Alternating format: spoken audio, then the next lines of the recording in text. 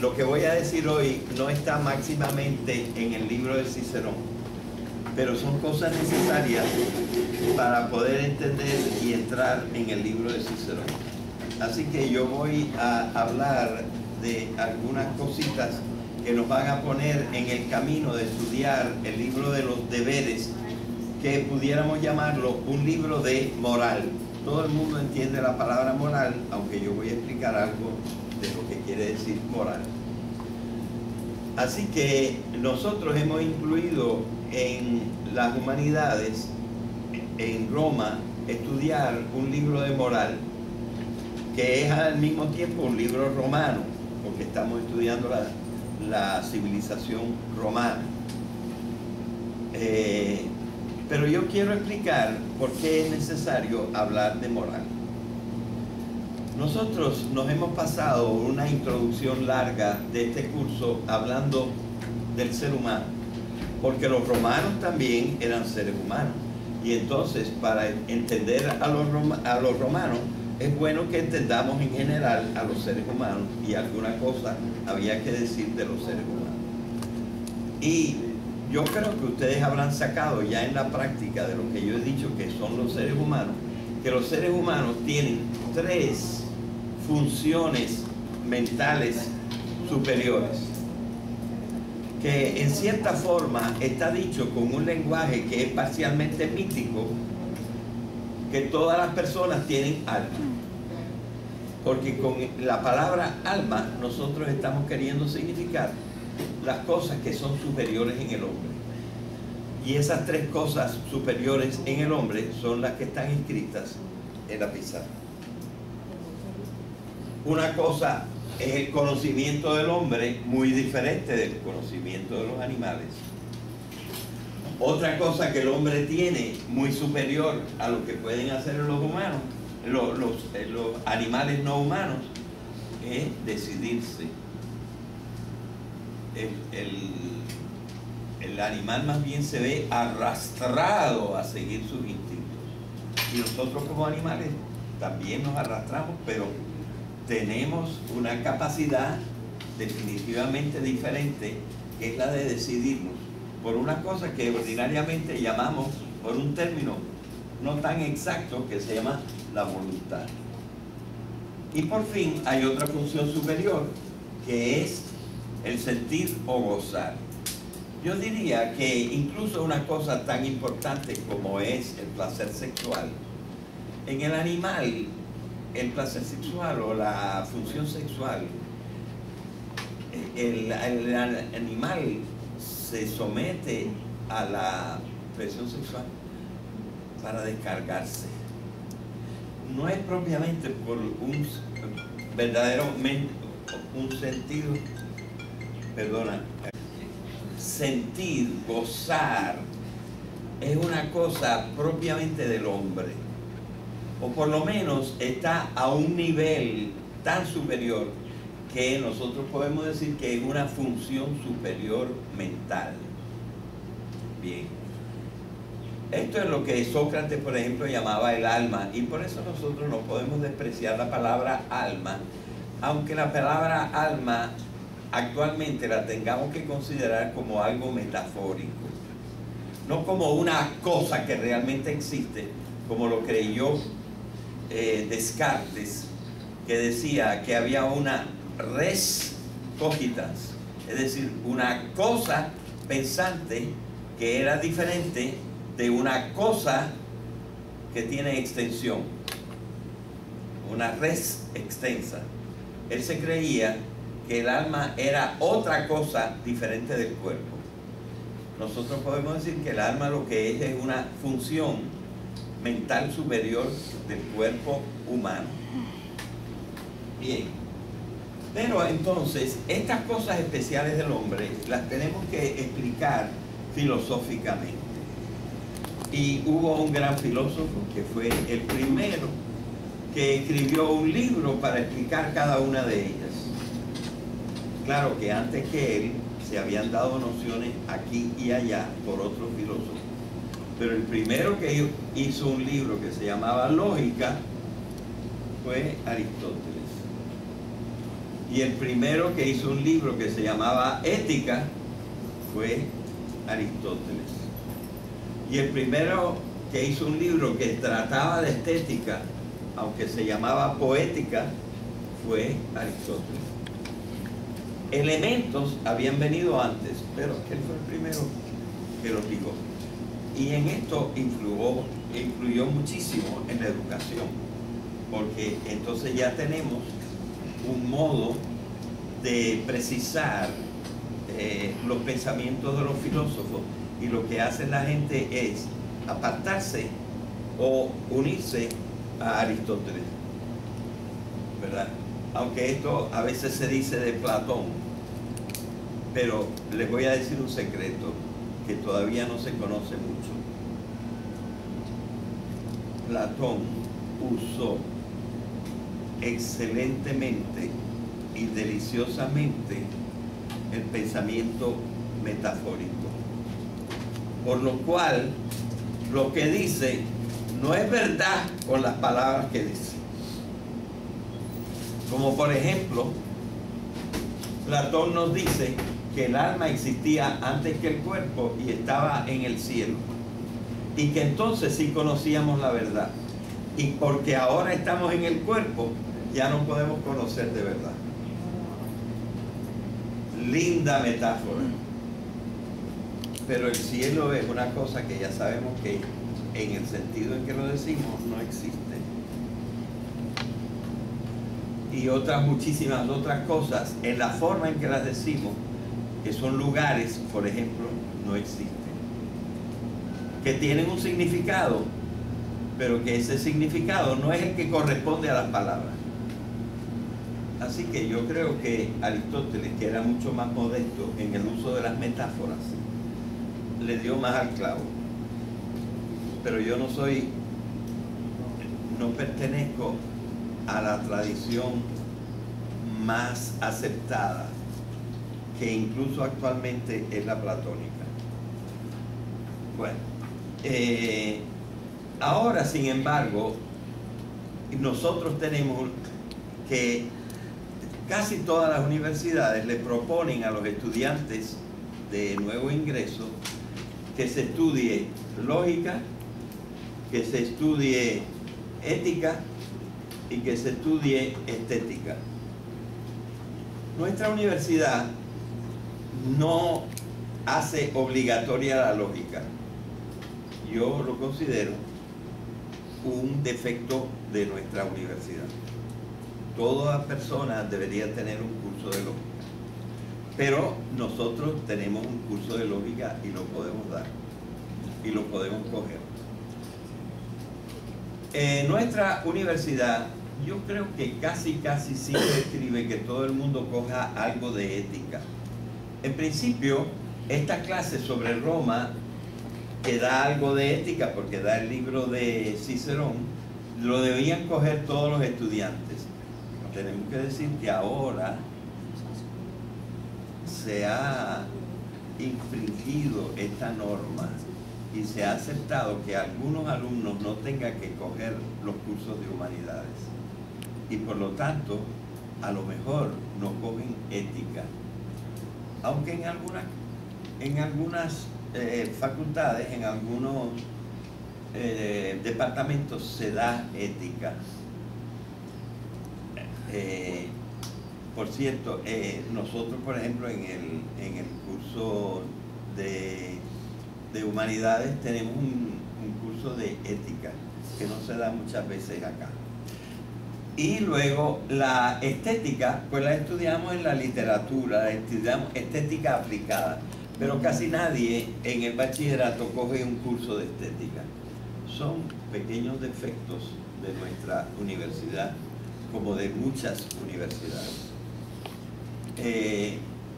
Pero vamos a remediar un poco eso dando algunas lecciones de ética al explicar a Cicerón. Bien.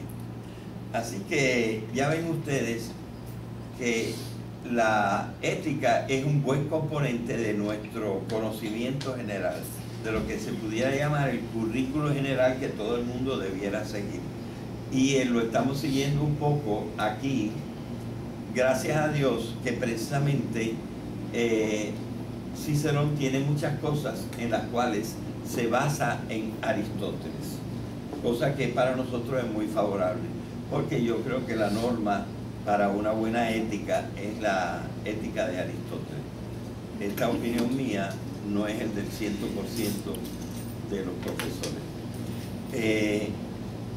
Ahora bien, no hay que creer que la ética de Cicerón es la única ética que existe y que cuando conozcamos la ética de Cicerón hemos conocido todo lo que hay que decir sobre la ética.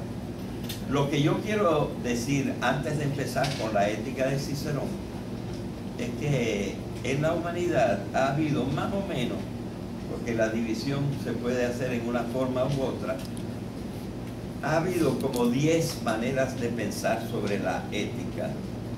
Yo aquí medio que la resumo en 7, pero se pueden dividir un poco y se pueden hablar de 10 éticas, se puede a lo mejor hablar de 25 éticas, gente que piensa una cosa pero no piensa la otra y cosas por el estilo, pero se pueden agrupar también más o menos en 7, y es lo que voy a decir yo ahora.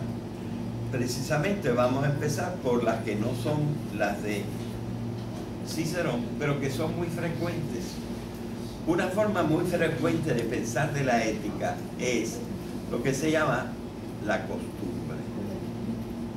Es decir, que una persona es ética si hace lo que hace todo el mundo, que no se pone a inventar cosas diferentes de todo el mundo.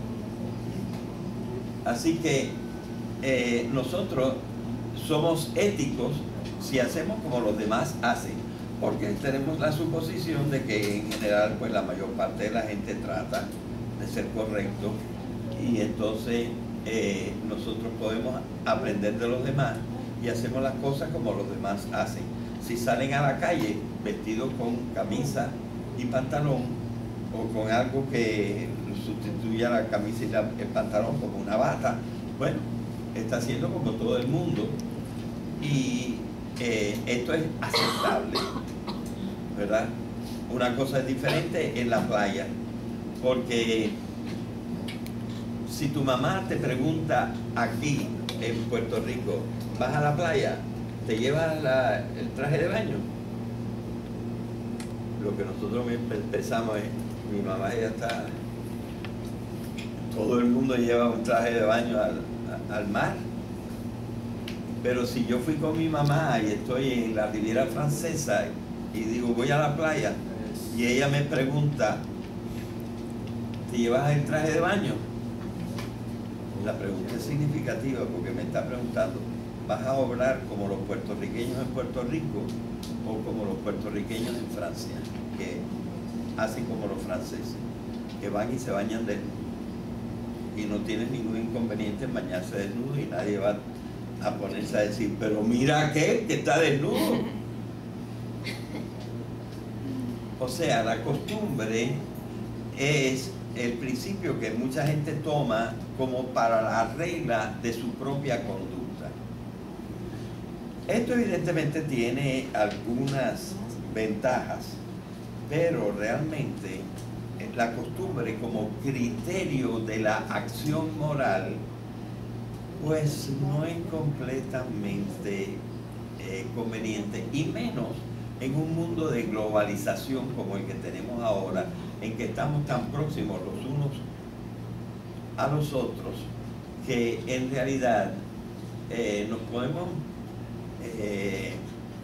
confrontar con gente muy a menudo que no tiene la misma opinión que nosotros, y nosotros no sabemos realmente cuál es la verdadera costumbre, ¿verdad? Porque hay gente que está haciendo las cosas de tantas maneras diferentes que ya uno no puede dejarse llevar por lo que hace la gente, porque cuando lo hace la gente, la mamá puede decir, tú estás hablando como los hippies, o tú estás hablando como los pongoceros, o estás hablando como la gente de Loíza, o la gente de tal lugar que no son como tú. Porque en realidad ahora tampoco hay esa forma de la costumbre, cuando teníamos una cultura que nos envolvía más y nos amarraba más. Así que el criterio de la costumbre como criterio de la moral es una cosa que yo creo que incluso deberíamos decir que está pasando de moda. No podemos estar usando ese tipo de cosas. Sin embargo, alguien como Rousseau dijo, existe una cosa que se llama el contrato social. El contrato social es que, sin decírnoslo, los seres humanos hemos dicho, vamos a hacer una cosa. Si estamos en la casa, podemos estar en paños menores. Si salimos, vamos a estar con ropa. Y si vamos a la playa, podemos bañarle. Pero lo hacemos por un contrato. Esta es una derivación de la moral de las costumbres. Que las costumbres se establecieron por un contrato. Este contrato casi nunca ha sido explícito y por lo tanto es una invención de Rousseau. Vamos a hablar de una segunda cosa bastante antigua. Lo que estoy diciendo no es por orden de aparición de la moral de ese tipo, pero hay una moral que surgió como 300 años antes de Cristo, y el que la dijo fue un filósofo que se llamó Epicuro. Epicuro dijo que era fácil encontrar la manera de comportarse, porque la naturaleza humana era una naturaleza unitaria, consecuente, y por lo tanto, si tú hacías las cosas como la naturaleza, como le va bien a la naturaleza tiene una forma de recompensar. La forma de recompensarte es el placer. La naturaleza exige que nosotros mantengamos la raza humana. Pues por lo tanto, la naturaleza te da placer para que tú hagas el acto que va a traer la reproducción. Entonces, si tú haces el acto de la reproducción, estás haciendo una cosa buena. Sobre todo si lo estás haciendo en una forma que mejore la reproducción. Así que lo mismo, si la naturaleza, para que se conserve tu propia naturaleza individual, tú necesitas comer. Y por eso cuando tú comes, te gusta. Y las cosas que te gustan ordinariamente son buenas. Así que tú te puedes comer las frutas que son sabrosas. Te comes la fruta, tienes el placer. La naturaleza te está recompensando porque estás haciendo lo que tienes que hacer. Y de ahí sacó él una conclusión demasiado amplia para sus premisas. Y dijo que tú puedes mirar al placer y si te da placer, es bueno. Es decir, puso el placer como criterio para la moral.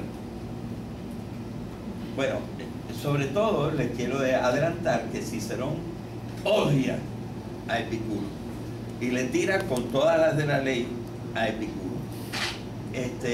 Y Epicuro no es que estuviera 100% equivocado.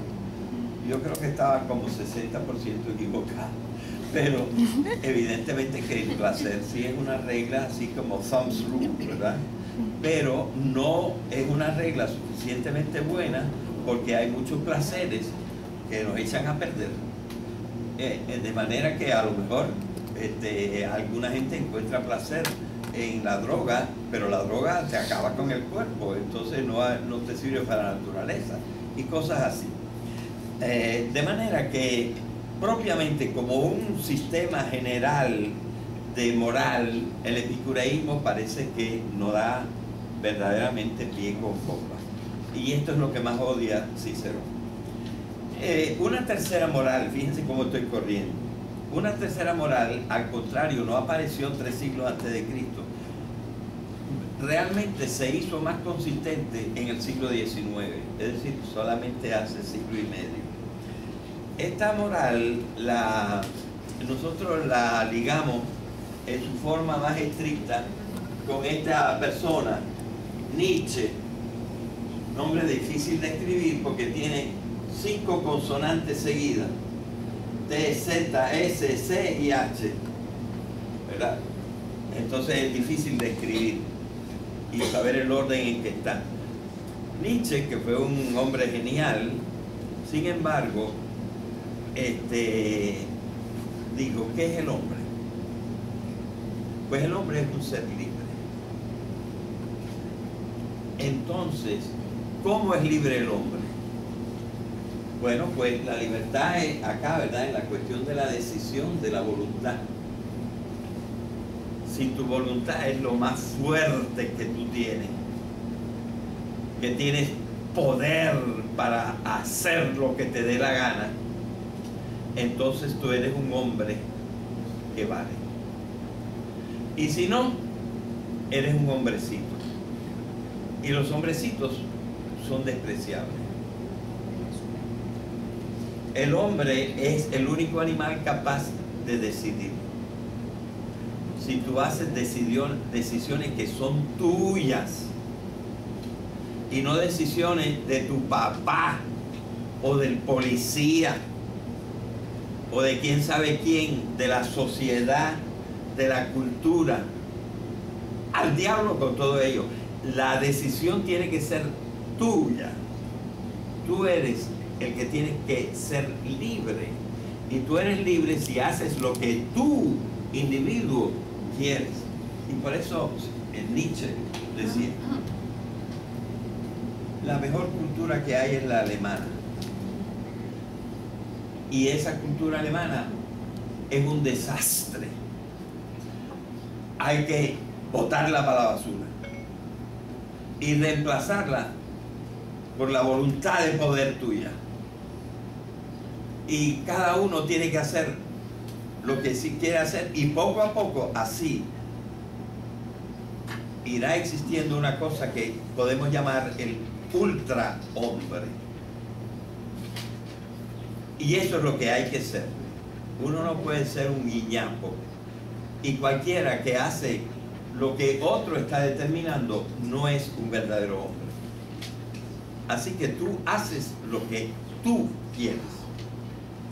Y esto va tan lejos que él dice, hay 2 palabras que son falsas: la idea mal y la idea bien.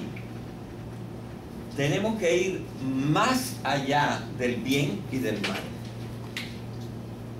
Estoy haciendo un poco una caricatura, pero esto lo dijo, él tiene un libro que se llama Más allá del bien y del mal. Y hay otro libro sobre el superhombre. O sea que no estoy inventando, pero estoy un poco caricaturizando. Y lo digo porque alguna gente, esto a lo mejor va a aparecer alguna vez por internet. Y entonces habrá mucha gente que se moleste de lo que yo estoy diciendo de Nietzsche. Porque Nietzsche hoy es el ídolo de la tercera parte de los filósofos. Pero no mía. Yo odio a Nietzsche, aunque reconozco que era un hombre genial y un hombre que escribía muy bonito, pero yo creo que ha hecho un daño grande, aunque también ha hecho algunas cosas buenas. En fin, lo que estamos diciendo es que Nietzsche tiene una moral que dice, hasta la idea de bien es una idea equivocada, porque entre paréntesis te está diciendo, tú tienes que hacer el bien. No, tú tienes que hacer lo que te dé la gana, lo que aumente tu poder, lo que te lleve a tomar tú individualmente tus decisiones. Y no fijarte en la cultura que te está envolviendo, que es una cultura que ya da risa. Este es más o menos la idea de Nietzsche. Y por eso, porque habla de una forma futura en que nosotros seremos más libres, es que mucha gente está enamorada de Nietzsche. Pero en la práctica, yo creo que realmente no es lo que deberíamos decir. Hay alguien que escribió antes de Nietzsche y que yo tengo aquí. Es más, que a Nietzsche yo no creo que yo lo tenga especialmente, y lo puse ahora. Y yo quiero hablar de un señor que se llamaba David Hume y que vivió como 2 siglos antes de Nietzsche. Este David Hume es un hombre que quiso corregir la filosofía y que realmente en algunas cosas la pegó, pero que en otras cosas nos ha desviado un poco. Él reconocía que estas son las 3 facultades mentales superiores. Pero él decía, la ética de Aristóteles y otras éticas están basadas en el pensamiento, en el conocimiento, con las leyes del conocimiento. Es decir, nosotros hemos sacado nuestra moral de la lógica. Yo creo que eso no está bien. Tampoco estaría bien que nosotros sacáramos nuestra moral de nuestra capacidad de decidir. Porque el hombre no sabe decidir tan bien. El hombre lo que hace, lo hace por sus sentimientos, sintiendo. Y en esto dice una verdad que estadísticamente es tremenda. Muchísima gente hace las cosas por los sentimientos, por lo que siente, aunque sean buenos sentimientos. Una persona que dice, ay no, eso no, porque siente que así no. Es decir, se dejan llevar por el sentimiento. Entonces, el sentimiento es lo que verdaderamente nosotros experimentamos, y esto de la experiencia es la palabra más fundamental de Hume. Entonces él dice, pues nosotros tenemos que estudiar el sentimiento, purificarlo, y el sentimiento debe ser el criterio para la moral. Así que esta es otra cosa, pero en general no le hemos hecho caso a Hume de la manera de estructurar nuestra lógica, nuestra ética. Y nuestra ética la tratamos de estructurar con el pensamiento lógico. El pensamiento lógico, en muchos casos, pensando cuál es nuestra naturaleza, qué cosa favorece a nuestra naturaleza y qué cosa dificulta a nuestra naturaleza. De manera que no le estamos haciendo mucho caso, al menos en los cursos de lógica, a la idea de Hume que decía, la ética hay que empezarla refinando nuestro concepto del sentimiento. Ok, así que aquí tenemos 2 que están en contra de una ética ordinaria, que son Hume y Nietzsche. Y vamos a hablar ahora de una que es también tan general como la de la costumbre. Una gente que piensa de sí mismo que es buena y que quiere ser ordenada. Entonces mucha gente, a través de la historia y por la importancia de esta parte de la naturaleza humana, casi todo el mundo, sobre todo al principio, tenía sentimientos religiosos. Y entonces pensaba que existía un Dios, y cada vez se ha ido purificando un poquito más la idea de Dios, de tal manera que mucha gente ha llegado a pensar que lo que hace falta para hacer lo correcto, que eso es la moral es hacer lo correcto según nuestra naturaleza y lo que debemos hacer. Pues entonces, para hacerlo moral, ¿a quién se lo podemos preguntar? ¿A quién mejor que a Dios? De tal manera que lo que diga Dios, eso es lo que hay que hacer. Entonces yo tomo como criterio de mi moralidad lo que diga Dios, la palabra de Dios. Esto suena muy bonito, pero tiene una partida de cosas que lo hacen por lo menos muy poco práctico. Primero, yo creo que existe por lo menos 400 millones de budistas. Y los budistas dicen, Dios, ¿qué es Jesús? Ellos no creen en Dios. Lo que existe es la naturaleza, pero no Dios.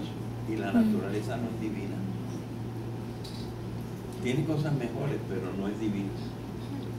Así que los budistas no podrían ser morales. Pero luego pasa que Huitzilopochtli permitía, como Dios, que hubiera sacrificios humanos de centenares de personas.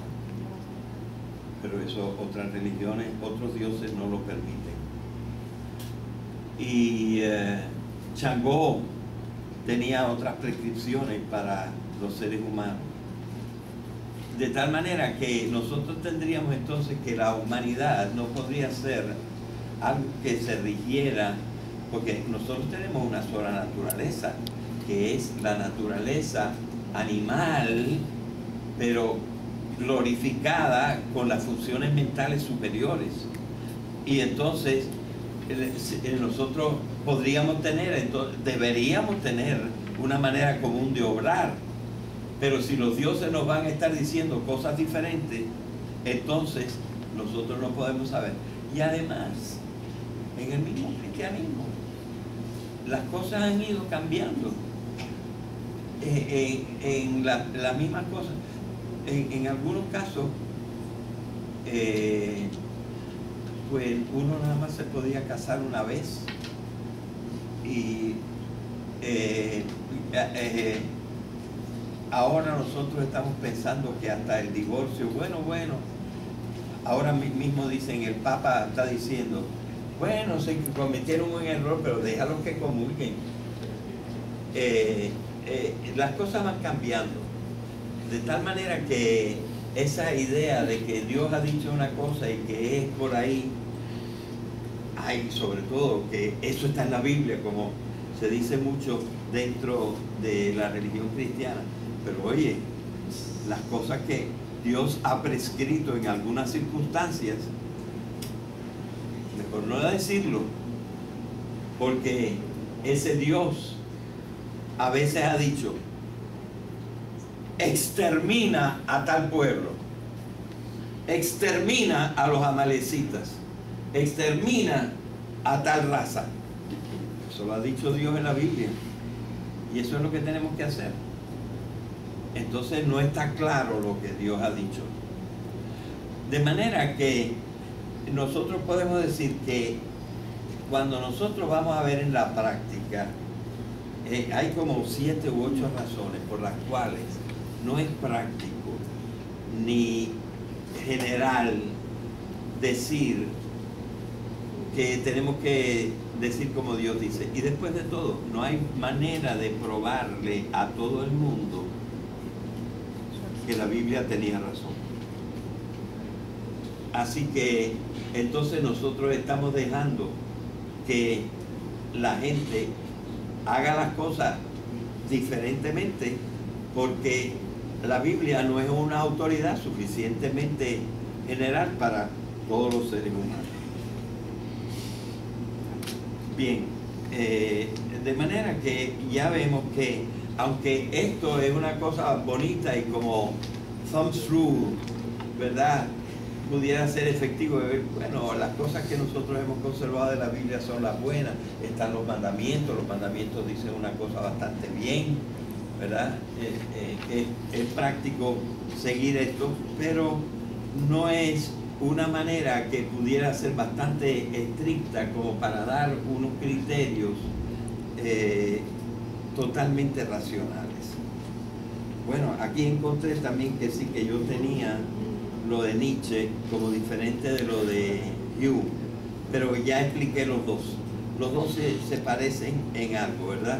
Nietzsche diciendo que nuestra libertad nos debe llevar a ser superhombres, y esto elimina la idea del bien y del mal y pone como forma básica para sustituirlo la voluntad de poder, que son las palabras de él. nosotros tenemos que ser poderosos, nosotros tenemos que estar empoderados. Y esto tiene un significado bueno, pero él lo decía en una forma que yo no admito, por lo menos. Ok, poco a poco ha ido saliendo, yo para explicar que las otras cosas nos sirven mucho, una idea que ahora sí es la moral, que también Cicerón adoptó. No fue el primero que la dijo.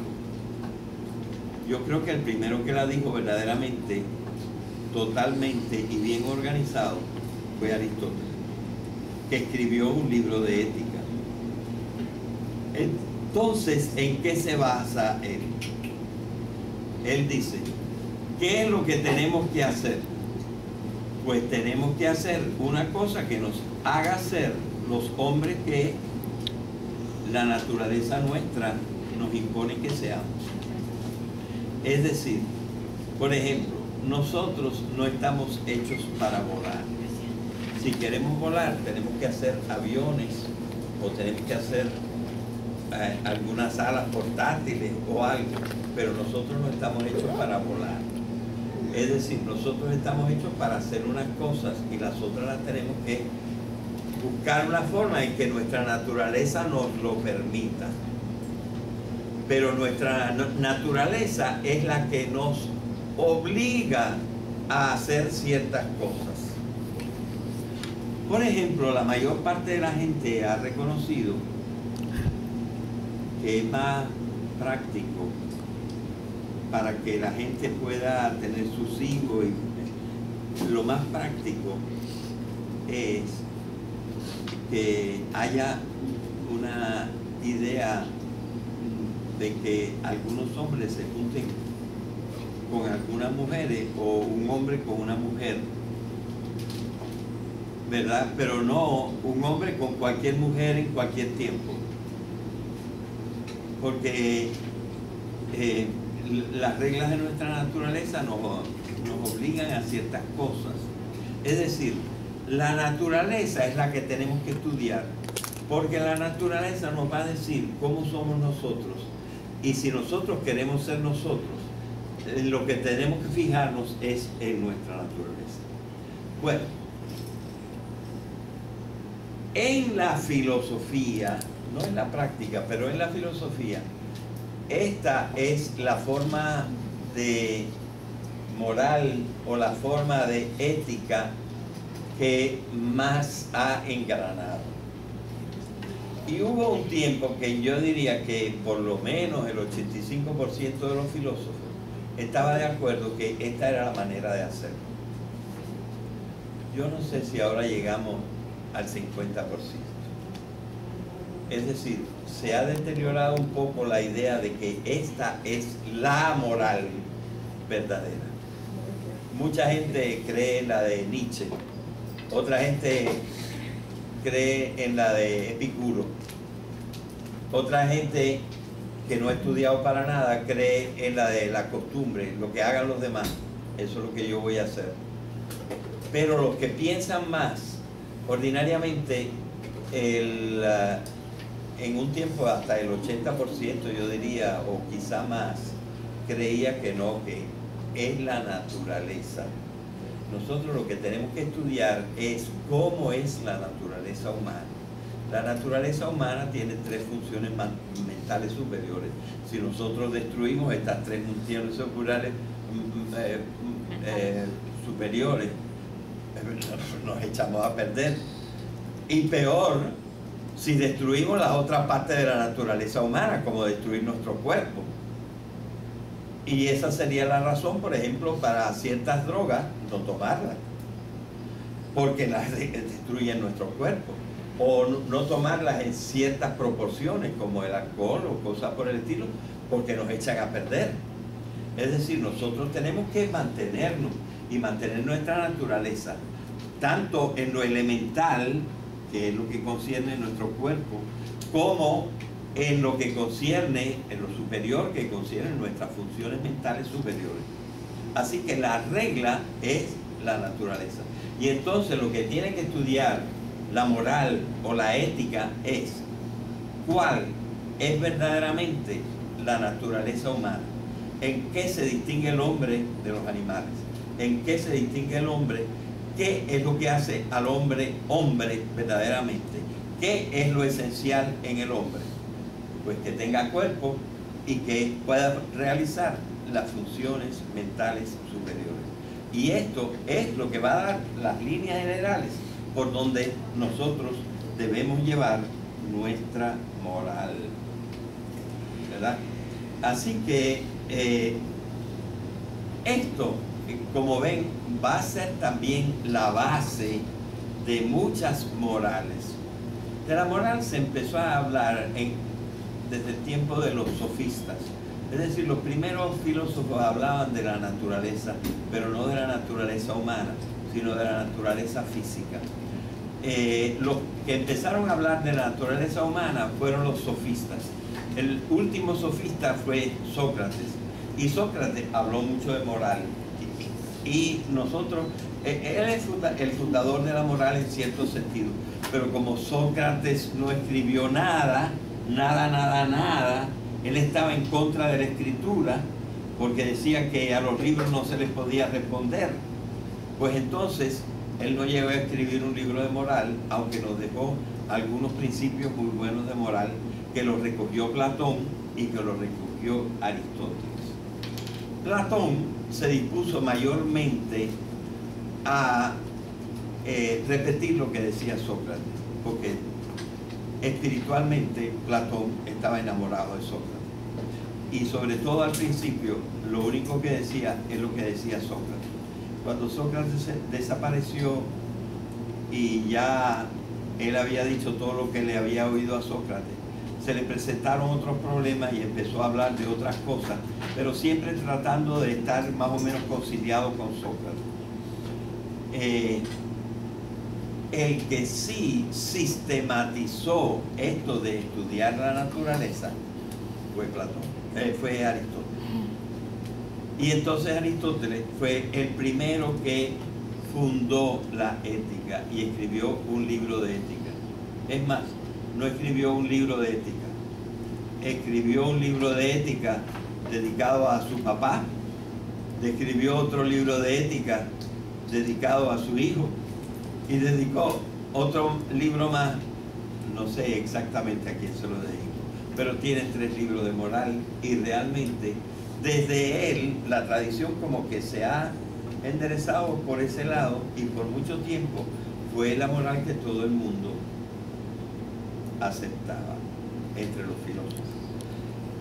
Después, casi inmediatamente después de Aristóteles, que murió en el año 322, y ya en el año 300 habían llegado unos extranjeros a Atenas que fueron formidables. En general, a estos extranjeros principalmente eran 2. Uno se llamaba Zenón de Elea, Zenón de Elea no, Zenón de Sitio, y el otro, en este momento no recuerdo el nombre. Y como predicaban en un lugar que se llamaba la columnata, o sea, la columnata se decía en griego la stoa, y entonces a los que predicaban ahí los llamaron los estoicos. Y entonces estos cogieron a Aristóteles, y lo que puedo decir es que lo completaron y lo refinaron. Así que en cierta manera los estoicos son unos sucesores adelantados de Platón. Y yo diría que la moral que más éxito ha tenido en el mundo es la moral estoica. Los estoicos eran bastante contemporáneos de los epicúreos, de tal manera que Grecia se dividió y alguna gente seguía a Epicuro, es decir, la moral del placer, y otros seguían la moral de la excelencia de la naturaleza. nosotros tenemos que luchar por una naturaleza nuestra individual que sea excelente. Así que el orden es este: Sócrates, que fue un originador; Platón, que se enamoró de Sócrates; Aristóteles, que fue un sucesor sistematizador de los dos anteriores, pero que corrigió algunas cosas; y luego los sucesores que refinaron, que fueron los estoicos. Este es el legado griego principal. Una moral de tratar de que nuestra naturaleza se parezca a lo que excelentemente debe ser la naturaleza humana. Bien, esto ha seguido. Y por ejemplo, dentro de la religión cristiana, sobre todo los católicos han cogido el esquemita de Aristóteles. Los libros de moral católica siguen a Aristóteles. Curioso, porque los libros de moral protestantes siguen la Biblia, y los católicos que creen en la Biblia no siguen a la Biblia en la moral. Lo cogen como más general, siguen a Aristóteles. Y todo el medioevo, en gran medida, el medioevo fue todo aristotélico. Con algunas variaciones, pero fue mayormente aristotélico. Entonces, realmente, la religión cristiana ha influido mucho también en esta moral, que es la moral de la excelencia de la naturaleza humana, pero mayor conocida como la moral de las virtudes. Porque los que hablaban de excelencia eran los griegos, pero los romanos, en vez de traducir excelencia, tradujeron fuerza, y fuerza se dice virtus, y de virtus viene virtud. Así que esta moral, que es de la excelencia de la naturaleza, o de la fuerza de la naturaleza, la virtud, es la moral principal, y la que Cicerón va a aceptar. Me faltó algo, pero ya hemos dado las principales formas de moral en que nosotros nos podemos apoyar. Y sobre todo en esta última, que aunque ha disminuido mucho, porque ahora el mundo se caracteriza por su diversidad, pero todavía es casi mayoritaria, por lo menos en teoría.